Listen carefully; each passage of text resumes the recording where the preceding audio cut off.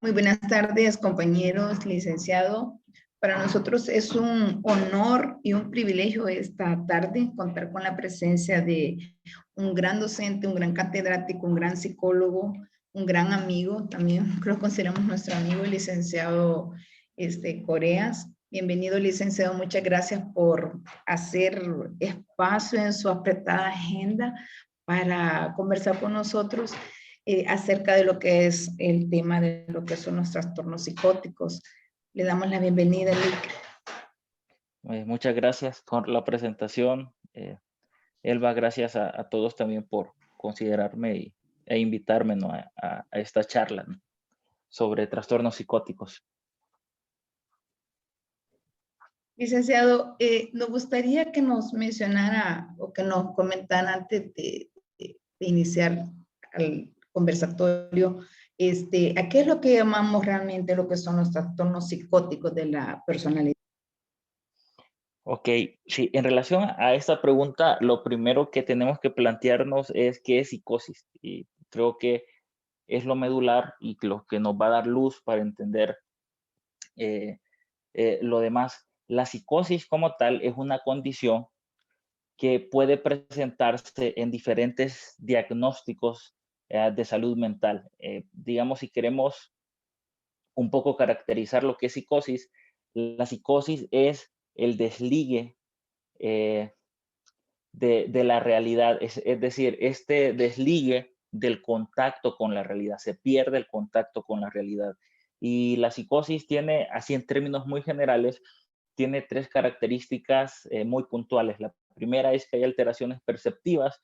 Esto significa que hay alteraciones en este procesamiento de los estímulos visuales, auditivos, gustativos. En otras palabras, las personas ven cosas que no están ahí, escuchan cosas que no están ahí, incluso sienten el sabor o el olor de cosas que no están ahí. Es decir, que ellos están presentes en una realidad que es muy propia de ellos, ¿no? Es decir, una interpretación de la realidad muy propia de ellos, que no se compagina con la realidad que todos los demás pueden ver o pueden percibir.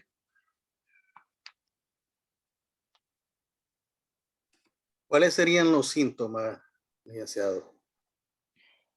Sí, los síntomas se puede dividir hacia grandes rasgos en síntomas positivos y síntomas negativos. Ojo, los síntomas positivos no significa que generen algún trato bondadoso o algún efecto bondadoso con el paciente, no. Se llaman síntomas positivos aquellos síntomas que generan una sobreactivación conductual del paciente, una hiperactivación conductual del paciente.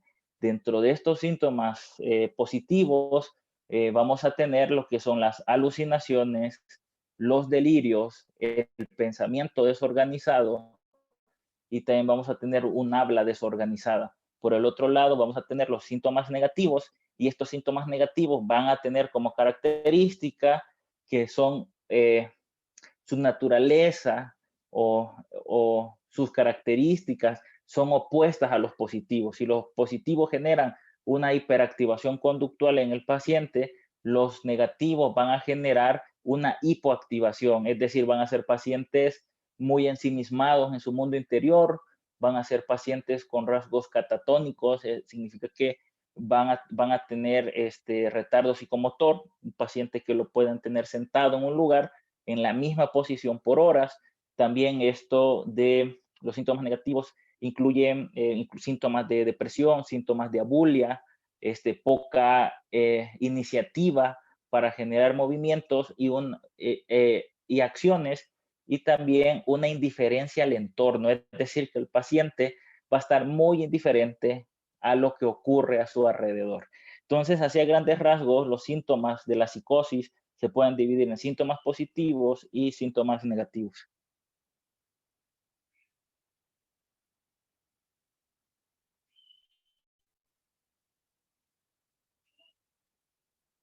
Merlin. Sí, bueno, siguiendo también, ¿A qué llamamos trastornos psicóticos de la personalidad? Ujú. Mm, esa pregunta sí me generó, digamos, curiosidad como tal el término trastorno psicótico de la personalidad. No estoy tan familiarizado con él, pero yo puedo intuir que se puede referir a aquellos trastornos psicóticos que tienen una característica de cronicidad. A ver, me explico. Dentro de los trastornos psicóticos vamos a tener trastornos psicóticos que por su característica van a ser permanentes, es decir, no van a tener cura como lo es la esquizofrenia, pero también dentro de los trastornos psicóticos vamos a tener otra tipología que vamos a llamar trastorno psicótico breve. Y este trastorno psicótico breve, la característica que tiene a nivel de intervalo de tiempo es que va a durar entre un día a 6 meses. Y otra de las características de este trastorno psicótico breve es que luego de la remisión de los síntomas, el paciente vuelve a su funcionalidad. Ahora, la esquizofrenia como tal, parte de los criterios diagnósticos es que este estado alterado va a estar presente por un tiempo mayor a 6 meses. Y esto va a significar que va a ser un paciente que va a lidiar con esto toda la vida. Entonces yo asocio los trastornos psicóticos de la personalidad como a entidades crónicas de larga duración, de largo establecimiento. A lo largo de la historia, licenciado, de lo que son los trastornos psicóticos de la personalidad, ¿cuál ha sido la evolución que han tenido con respecto al estudio de estos trastornos desde la antigüedad hasta hoy en día? Así como una reseña breve. Sí. Bueno, siempre ha habido un interés de explicar la conducta desadaptada, ¿no? La conducta desadaptada como esta conducta que se caracteriza por ser distinta a la conducta de la gran mayoría, y aparte de ser distinta a la conducta de la gran mayoría, implica dificultades para un correcto desenvolvimiento. Este interés de conocer este tipo de conductas, es decir, de describirlas, de encontrar su causa, encontrar su génesis, se ve desde civilizaciones antiguas, dentro de las que sobresalen la civilización griega o la civilización grecorromana. Tenemos diferentes filósofos que tuvieron un interés en describir conductas desadaptadas. En la Grecia antigua también tenemos en Egipto, en la civilización egipcia, incluso en la civilización antigua hebrea también hay vestigios de que popularmente se sabía diferenciar entre alguien propiamente con una condición de salud mental y otra condición como se conocía o como la cultura en ese momento le llamaba demonio. Es decir, que desde civilizaciones antiguas ha existido este interés de conocer y de escribir. Ahora, realmente el trato que se les daba era un trato denigrante, era un trato que no generaba ningún bienestar, y el abordaje era principalmente asociado a poder sacarlos de la sociedad, a poder tenerlos encerrados. Por ejemplo, en los 1800, por ahí de los 1800 para acá, se produjo una línea de pensamiento que a las personas con problemas de salud mental se les debía de tener encerrados. Incluso el estar encerrados no implicaba un tratamiento, no implicaba una terapéutica, implicaba solamente no verlos en la calle, implicaba solamente, y entre comillas, que no opaquen la belleza del entorno. Incluso dentro de estas mismas instituciones que tenían albergados este tipo de pacientes, permitían que la población llegara a estos lugares, pagara una cuota, entrara y comenzara a ver el comportamiento bizarro de muchos pacientes, con la idea de burlarse, con la idea de entretenerse. fue realmente a finales de 1800, inicios de 1900, donde la concepción comenzó a cambiar.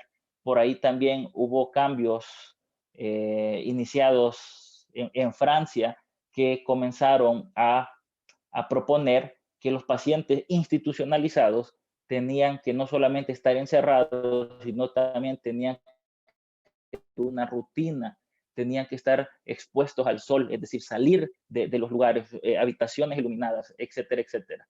Y por ahí de la primera mitad de los 1900 comienza esto de la psicofarmacología como también terapéutica, y no solamente la psicofarmacología, sino también la psicología tiene un crecimiento importante y tiene mayor relevancia en la primera mitad de 1900 porque ya se le da más campo.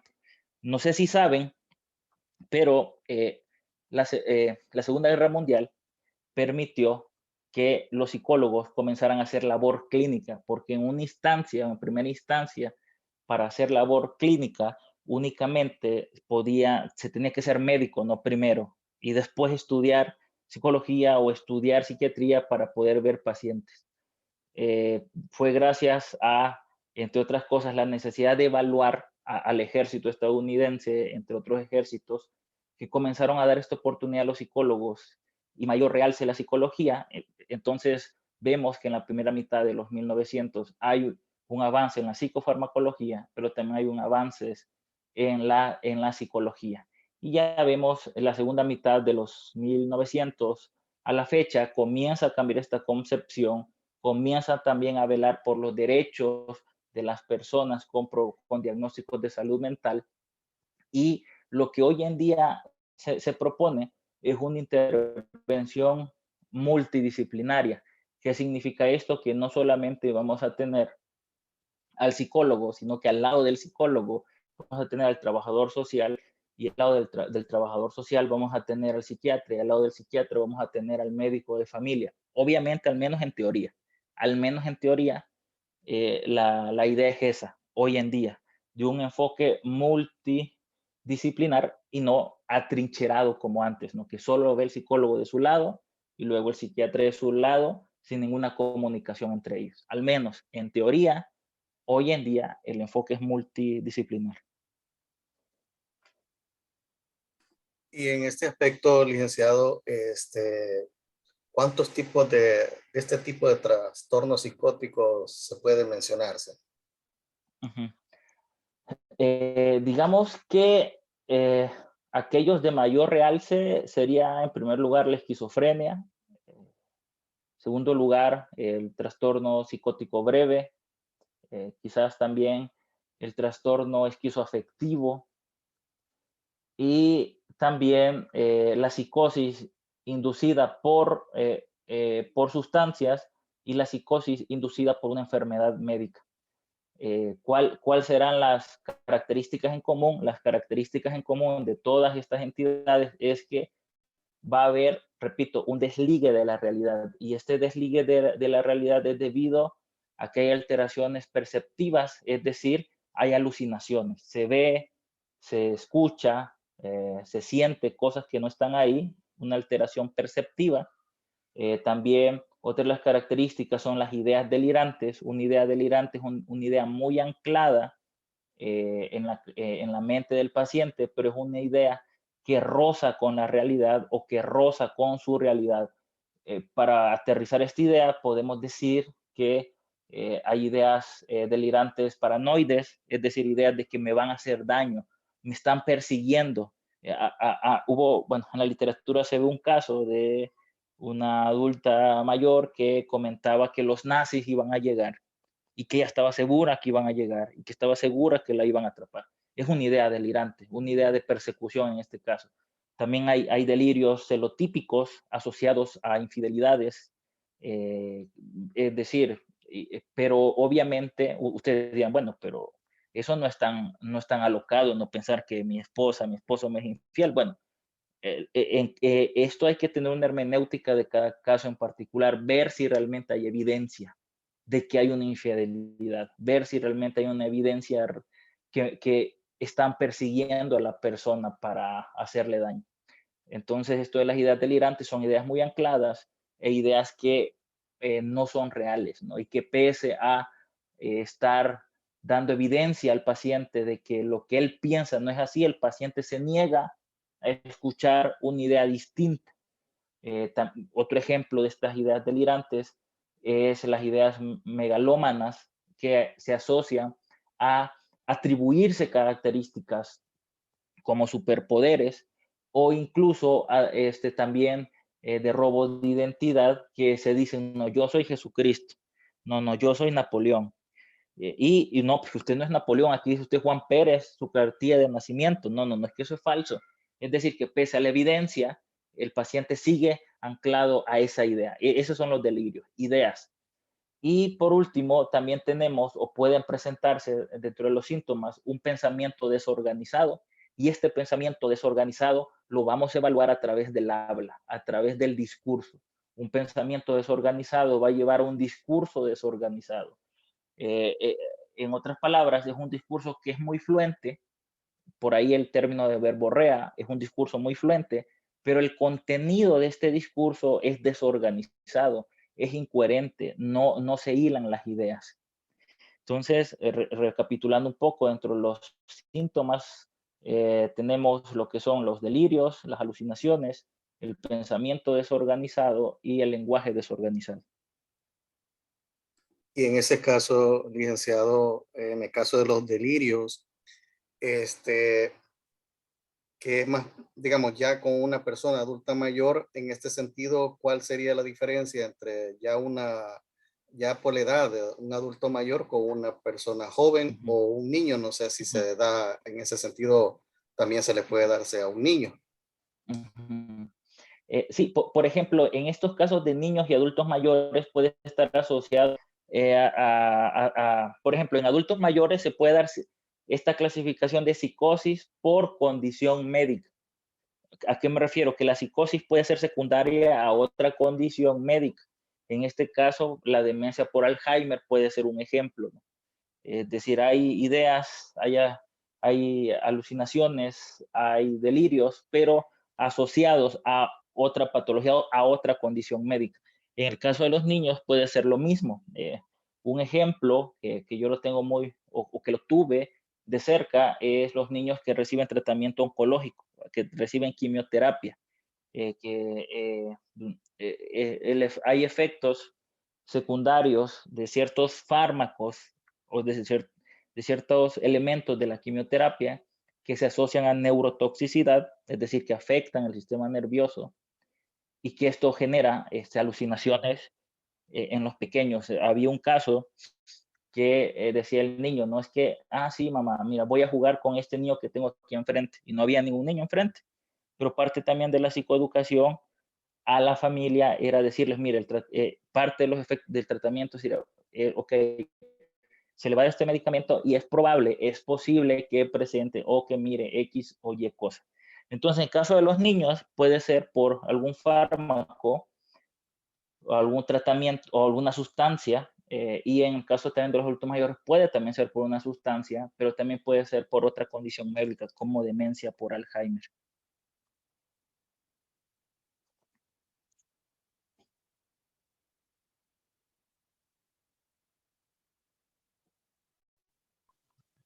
Y también, licenciado, una persona con el síndrome de Alzheimer, parece que. Alzheimer, sí. Ajá, es bastante la rehabilitación o tomarla. Una persona que tenga ese problema o definitivamente no hay cura o sí se puede tratar. Sí se puede tratar, hay tratamiento, pero el tratamiento no es curativo. Al menos, por ejemplo, en el ámbito de nosotros, como psicólogos o neuropsicólogos, la idea ya cuando se establece un diagnóstico de Alzheimer, la idea es enlentecer el proceso de deterioro a través de estimulación cognitiva, a través de ejercicio físico, porque de hecho el ejercicio físico se asocia a un mejor funcionamiento cognitivo. También parte de otros tratamientos del Alzheimer es incrementar la socialización y ayudar a la funcionalidad, es decir, que pese a los problemas de memoria, cómo podemos hacer que la persona mayor siga siendo funcional el mayor tiempo posible. Pero hasta el momento no hay cura y el tratamiento sería para enlentecer el proceso de deterioro. Cuando hablamos de Y trastornos psicóticos, perdón, de la personalidad, licenciado, ¿pueden ser hereditarios? Sí, sí puede haber una carga genética, definitivamente. De hecho, toda persona que es diagnosticada con una situación de salud mental muy probablemente tiene en su línea directa otro familiar que también ha sufrido problemas de salud mental. Y en los casos que dicen que no, probablemente sea un familiar que nunca fue diagnosticado. Sí hay una carga genética, pero para al menos el enfoque que se tiene para explicar las condiciones de salud mental es un enfoque multifactorial, es decir, que va a haber una interacción entre la genética y la epigenética. En esto de la epigenética será la influencia que tiene la experiencia y que tiene el ambiente sobre la persona. Es decir, vamos a poner un ejemplo. Yo conocí un caso de una persona que estaba en su residentado de medicina, estaba en el internado, perdón, el año más pesado de la carrera. Y en estos años el estrés es full, es máximo, ¿no? Es tremendo. Y en esta persona comenzó a presentar dentro de su año de internado alucinaciones auditivas, escuchar un perro ladrar, ¿no? Era propiamente la alucinación auditiva. Entonces, yo les pregunto, ¿será que todos los estudiantes de medicina sufren eso? No, no lo sufren. Pero ¿por qué ella sí? Bueno, porque ella probablemente, no probablemente, traía ya una carga genética, porque de hecho la mamá había sido diagnosticada con esquizofrenia y probablemente ya traía la carga genética y entonces el ambiente sirvió como detonador. ¿A qué me refiero con ambiente? A altos niveles de estrés constantes. Entonces, al menos lo que algunos tratan de explicar esto es a través de esta interacción entre la genética y la epigenética, esta interacción entre la predisposición genética y la experiencia y el ambiente.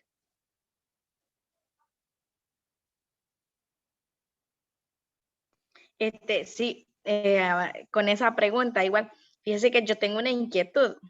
Yo conozco una persona de que también ella le diagnosticaron, no es hereditario porque todavía no se sabe, ¿verdad? Pero no siguió en el proceso, pero sí padece de esquizofrenia. Pero la persona que yo conozco, tiene unos cambios de humores tan repentinos, la conducta de ella, y para decirle de que ella solo pasa enferma todo el tiempo. Nunca le hayan, son comentarios, ¿verdad? Nunca le han encontrado nada cuando va a pasar consulta. Y a veces cuando uno conoce estos casos dice, puchica, ¿cómo uno le puede ayudar si no está en un alto grado para poder darle solución o no está preparado en esa área ahorita? Entonces, y bien difícil, la verdad. Y también y algunas enfermedades pueden causar estos trastornos psicóticos. Sí. Bueno, por ejemplo, la abstinencia de ciertas sustancias, por ejemplo, la abstinencia o periodos de abstinencia de ciertas drogas pueden llevar a la persona a alteraciones psicóticas, la presencia de neoplasias, es decir, la presencia de tumores en sistema nervioso central, estas masas, ¿no?, tumorales también pueden llevar a esto. Y, y también la demencia, no solamente la demencia por Alzheimer, sino otros tipos de demencia, no sé, demencias por cuerpos de Lewy, frontotemporal, etcétera. Son condiciones médicas que pueden llevar a presentar psicosis. Y fíjense que no solamente eso, sino que también el ambiente junto con otros factores combinados puede llevar también a psicosis. En el caso de adultos mayores que están por periodos prolongados en ingreso hospitalario, pueden presentar lo que se llama el delirio o síndrome confusional agudo, que es lo mismo, que precisamente hay alteraciones perceptivas, ideas delirantes, pensamiento y habla desorganizada.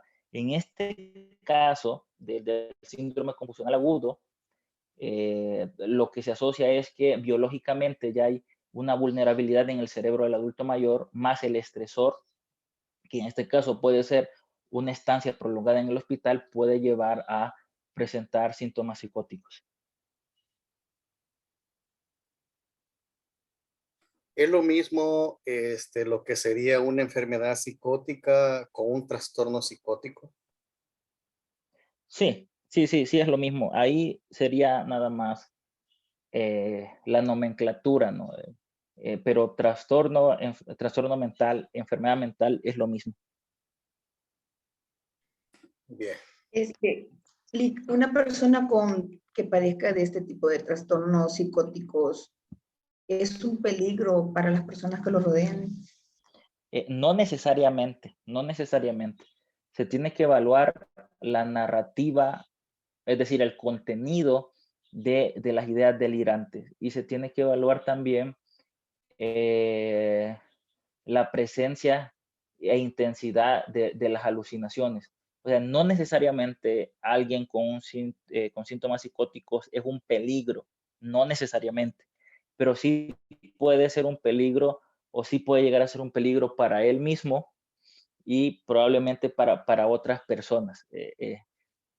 Pero ¿cómo se evalúa eso? Bueno, la peligrosidad del paciente se evalúa, repito nuevamente, por el contenido de las ideas.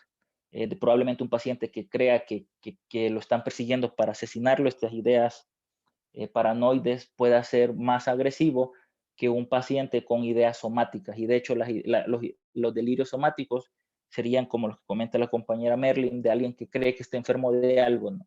Pero que no tiene nada. Entonces, eso dependerá en parte del contenido, de la narrativa, de los delirios y de la presencia e intensidad de las alucinaciones.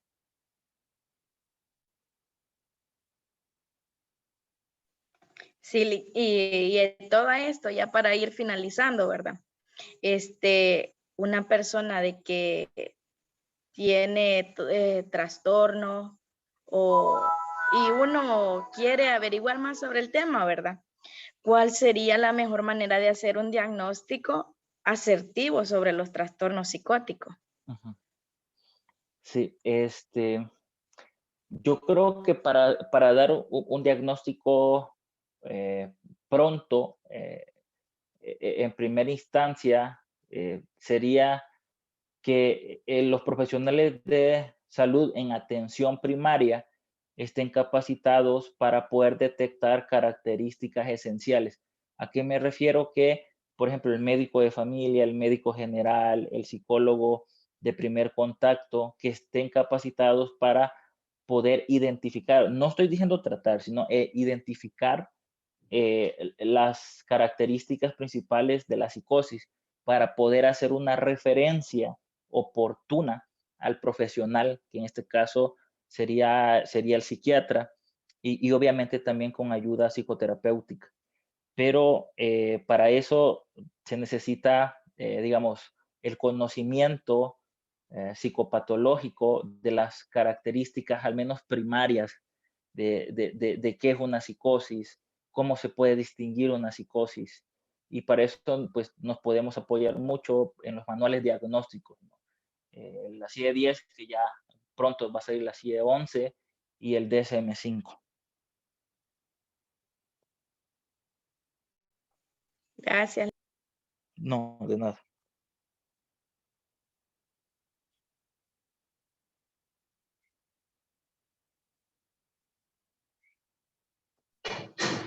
Bueno, licenciado, nos resta pues, no sé si quiere dirigir algunas palabras al resto de los compañeros, que de seguro pues lo tomarán a bien, ¿verdad? Escuchar sus palabras.